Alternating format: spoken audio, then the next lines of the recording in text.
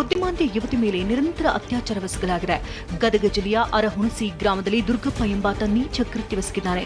ಯುವತಿಗೆ chocolate ತಿಂಡಿ ಆಸೆ ತೋರಿಸಿ ದುರ್ಗಪ್ಪ ಅತ್ಯಾಚಾರವೆಸಗಿದ್ದಾನೆ. ಯುವತಿ 6 ತಿಂಗಳ ಗರ್ಭಿಣಿಯಾದಾಗ ಪ್ರಕರಣ ಬೆಳಕಿಗೆ ಬಂದಿದೆ.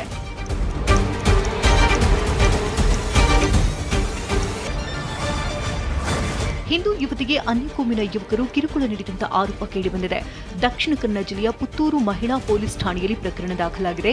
ಯುವತಿಗೆ ಪರಿಚಯಸ್ಥರಾದ ಸುಹೈಲ್ ಹಾಗೂ ಇತರೆ 3 ವಿರುದ್ಧ ಆರೋಪ ಕೇಳಿಬಂದಿದೆ. ಬಸ್ಗೆ ತೆರಳುತ್ತಾ ಇದ್ದಾಗ ಚಾಕು ತೋರಿಸಿ ಕಿರುಕುಳ ನೀಡಿದ್ದಾಗಿ ಪೊಲೀಸರಿಗೆ ಯುವತಿ ದೂರಿನಲ್ಲಿ ತಿಳಿಸಿದ್ದಾಳೆ.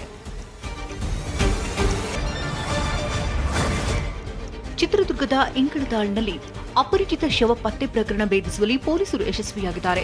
ಅಕ್ರಮ ಸಂಬಂಧಕ್ಕೆ ಅಡ್ಡಿಯಾಗಿದ್ದ ಶಿವಮೂರ್ತಿ ಎಂಬಾತನನ್ನ ಕೊಲೆ ಮಾಡಿದ್ದ 4 ಆರೋಪಿಗಳು ಲಾಕ್ ಆಗಿದ್ದಾರೆ. ಸುಮತಿ, ನೂರ್ ಅಹಮದ್, ಅಕ್ಷಯ್, ಝೇಂಕಾರ್ ಬಂಧಿತರು. ಮತ್ತೊಬ್ಬ ಆರೋಪಿಗಾಗಿ ಪೊಲೀಸರು ಬಲೆ ಬೀಸಿದ್ದಾರೆ.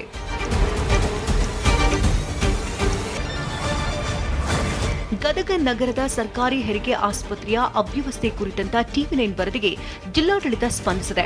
ಎಸಿ ಬಂದ್ನಿಂದಾಗಿ ಐಸಿಯು ವಾರ್ಡ್ನಲ್ಲಿ ರೋಗಿಗಳು ಪರದಾಡುತ್ತಿದ್ದರು. ಈ ಬಗ್ಗೆ ಟಿವಿ9ನಲ್ಲಿ ವರದಿ ಪ್ರಸಾರವಾಗುತ್ತಿದ್ದಂತೆ ಅಪರ ಜಿಲ್ಲಾಧಿಕಾರಿ ಆಸ್ಪತ್ರೆಗೆ ಭೇಟಿ ನೀಡಿ ಅಧಿಕಾರಿಗಳಿಗೆ ಕ್ಲಾಸ್ ತೆಗೆದುಕೊಂಡಿದ್ದಾರೆ.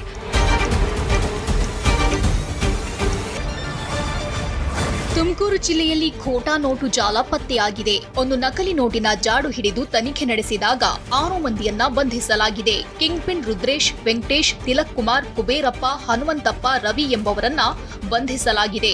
ಬಂಧಿತರಿಂದ 500 ರೂಪಾಯಿ ಮುಖಬೆಲೆಯ 60ಕ್ಕೂ ಹೆಚ್ಚು ಖೋಟಾ ನೋಟು ವಶಕ್ಕೆ ಪಡೆಯಲಾಗಿದೆ. ಜಮೀನಿನಲ್ಲಿ ಕೆಲಸ ಮಾಡುತ್ತಿದ್ದಾಗ ಜೆಸಿಬಿ ಮೇಲೆ ಬೃಹತ್ ಬಂಡೆ ಬಿದ್ದಿದೆ. ತುಮಕೂರು ಜಿಲ್ಲೆಯ ಮಧುಗಿರಿ ತಾಲೂಕಿನ ಮಿಡಿಗೇಶಿಯ ಗೊಲ್ಲಹಳ್ಳಿ ಬಳಿ ಬಸವನ ಬೆಟ್ಟದ ತಪ್ಪಲಿನ ಜಮೀನಿನಲ್ಲಿ ಬೆಳೆದಿದ್ದ ಗಿಡಗಳನ್ನ ತೆಗೆಯುವಾಗ ಜೆಸಿಬಿಗೆ ಬಂಡೆ ಬಿದ್ದಿದೆ. ಅದೃಷ್ಟವಶಾತ್ ಯಾವುದೇ ಪ್ರಾಣಹಾನಿಯಾಗಿಲ್ಲ.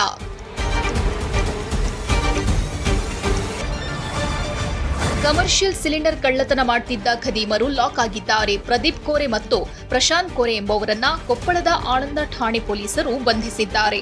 ಬಂಧಿತರಿಂದ 27,500 ರೂಪಾಯಿ ಮೌಲ್ಯದ 10 ಸಿಲಿಂಡರ್ಗಳನ್ನ ಜಪ್ತಿ ಮಾಡಲಾಗಿದೆ. ಖದೀಮರು ಐಜೂರಿ ಗ್ರಾಮದಲ್ಲಿ ನಿಲ್ಲಿಸಿದ್ದ ವಾಹನಗಳಲ್ಲಿ ಸಿಲಿಂಡರ್ ಕಳ್ಳತನ ಮಾಡುತ್ತಿದ್ರು. ಚೆಸ್ಕಾಂ ಸಿಬ್ಬಂದಿ ವಾಹನದ ಮೇಲೆ ಕಾಡಾನೆ ದಾಳಿ ಮಾಡಿದೆ. ಹಾಸನ ಜಿಲ್ಲೆ ಸಕಲೇಶಪುರ ತಾಲೂಕಿನ ಯಸಳೂರು ಹೋಬಳಿ ಲಕ್ಕುಂದ ಗ್ರಾಮದ ಸಮೀಪ ತಡರಾತ್ರಿ ಕಾಡಾನೆ ದಾಳಿ ಮಾಡಿದೆ. ವಿದ್ಯುತ್ ಕಂಬ ದುರಸ್ತಿ ಮಾಡಿ ಲೈನ್ಮ್ಯಾನ್ಗಳು ವಾಹನದಲ್ಲಿ ವಾಪಸ್ ಬರುತ್ತಿದ್ದಾಗ ಒಂಟಿ ಸಲಗ ದಾಳಿ ಮಾಡಿದೆ. ಅದೃಷ್ಟವಶಾತ್ ಯಾವುದೇ ಪ್ರಾಣಾಪಾಯವಾಗಿಲ್ಲ.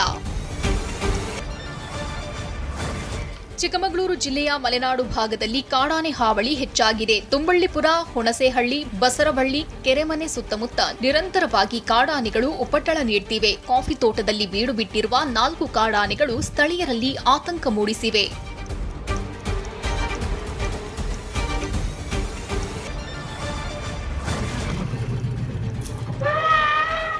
ಚಾಮರಾಜನಗರ ಜಿಲ್ಲೆಯಲ್ಲಿ ಕಾಡಾನೆಗಳ ಹಿಂಡು ಸಫಾರಿ ವಾಹನವನ್ನ ಹಿಮ್ಮೆಟ್ಟಿದೆ. ಹನೂರು ತಾಲೂಕಿನ ಅಜ್ಜಿಪುರ ಸಫಾರಿಯಲ್ಲಿ ಘಟನೆ ನಡೆದಿದೆ. ಸಫಾರಿ ವಾಹನ ಬರ್ತಿದ್ದಂತೆ ಕುಪಿತಗೊಂಡ ಕಾಡಾನೆಗಳು ದಾಳಿಗೆ ಯತ್ನಿಸಿವೆ. ಕಾಡಾನೆಗಳು ಬರುವ ವೇಗ ಕಂಡು ಸಫಾರಿಗರು ಬೆಚ್ಚಿಬಿದ್ದಿದ್ದಾರೆ.